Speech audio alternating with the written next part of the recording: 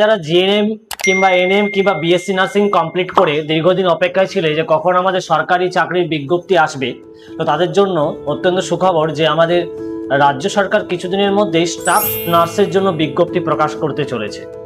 তো দীর্ঘদিন পরে যে স্টাফ নার্সের বিজ্ঞপ্তি আসতে চলেছে তার জন্য দরকার একটা সঠিক গাইডেন্স। এই যে বিজ্ঞপ্তি আসতে চলেছে, এই বিজ্ঞপ্তিকে চ্যালেঞ্জ করতে গেলে, অর্থাৎ নিজের চাকরির যে ভবিষ্যৎ তাকে সুনিশ্চিত করতে গেলে তোমাদের জন্য একটা সঠিক গাইডেন্সের প্রয়োজন।